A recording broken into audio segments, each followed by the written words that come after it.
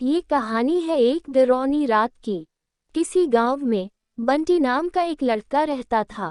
वो परीक्षा देने के लिए गुजरात जा रहा था।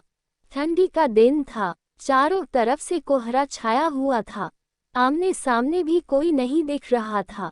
पूरे 15 घंटे के बाद वह गुजरात पहुंच गया था। परीक्षा अगले दिन थी, इसलिए वह एक होटल में रहने के लिए सोचा। रात हो गई थी और कहीं भी उसके बजट में सस्ता होटल मिल नहीं रहा था। काफी ढूंढने के बाद उसे एक सस्ता होटल मिला।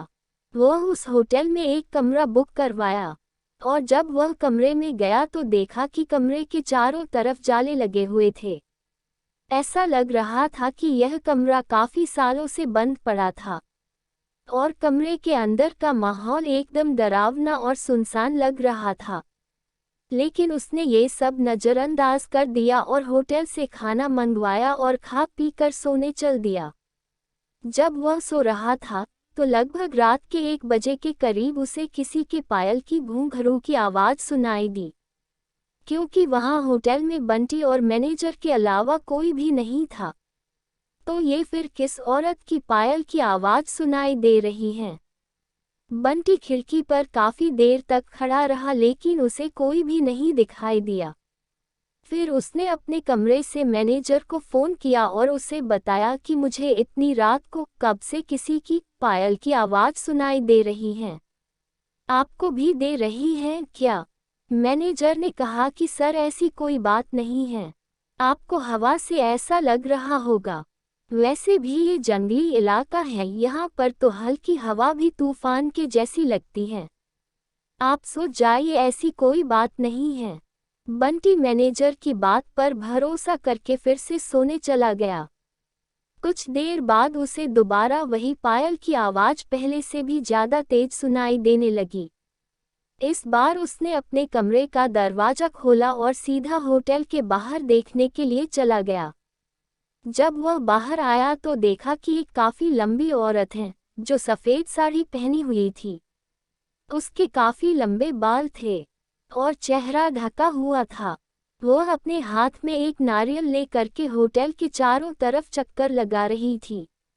ऐसा लग रहा था कि मानो अपने पायल की आवाज से किसी को बुला रही है। बंटी दौड़कर उसके पास गया कि कौन है ये औरत जो इतनी रात को यहाँ घूम रही है। लेकिन वह तुरंत ही गायब हो गई और चारों तरफ कोहरा ही कोहरा फैल गया। बंटी भी थोड़ा घबरा गया, क्योंकि जिस औरत को वह सामने से देखा था अब वो नहीं दिख रही थी। बंटी अपने होटल में वापस जाना चाहा लेकिन फिर उसे दोबारा पायल की आवाज़ सुनाई देने लगी। बंटी अब उसे ढूंढते हुए जंगल की ओर जाने लगा। चलते चलते वह अपने होटल से इतनी दूर आ गया उसे पता ही नहीं चला। फिर उसने उस घने जंगल में कुछ ऐसा देखा कि उसका दिल दहल गया।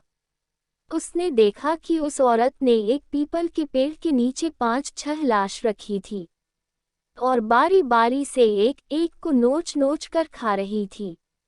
उसका मुंह खून से लथपथ था और चेहरा भी एकदम डरावना था।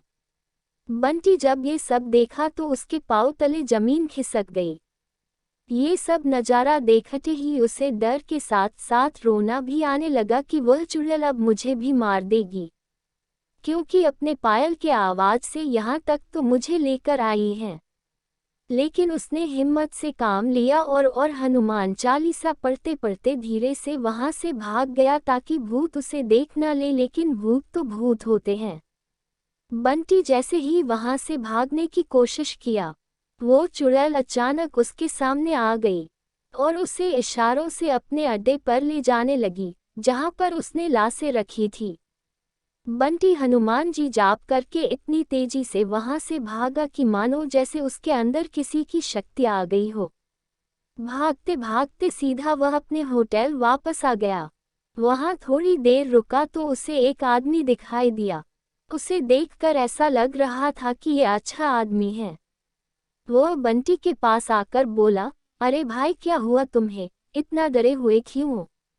बंटी ने सारा किस्सा उस आदमी को सुनाया तो उसने बताया कि भाई तुम बहुत किस्मत वाले हो कि आज तुम बच गए। वो भूत किसी को भी नहीं छोड़ती। और तुम इस होटल में क्या कर रहे हो? इसको तो बंद हुए काफी साल हो गए। बंटी जब उस आदमी का इतना बात सुना तो उसका डर कर मारे पसीने निकले लगे। फिर वह आदमी बताने लगा कि इस होटल में बहुत साल पहले एक लड़की के साथ 4-5 लड़के उसका भयानक तरीके से रेप करके मार दिए थे। लड़की तो मर गई लेकिन किसी को भी नहीं छोड़ी, और जो भी रात के समय में इस रास्ते से गुजरता है सबको अपने कब्जे में कर लेती है और मार देती है।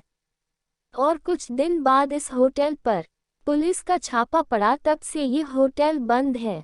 बंटी जब उस आदमी की पूरी बातें सुना तो वह बहुत जोर जोर से रोने लगा, ये सोचकर कि आज मैं मर जाता।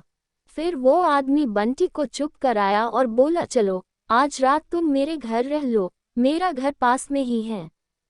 डरो मत, अब मैं आ गया हूँ ना। बंटी उस आदमी को धन्यवाद किया और उसके साथ उसके घर चला गया और अपने आप से एक वादा किया कि आज के बाद वह भूल कर भी कभी अनजान जगह पर नहीं जाऊंगा।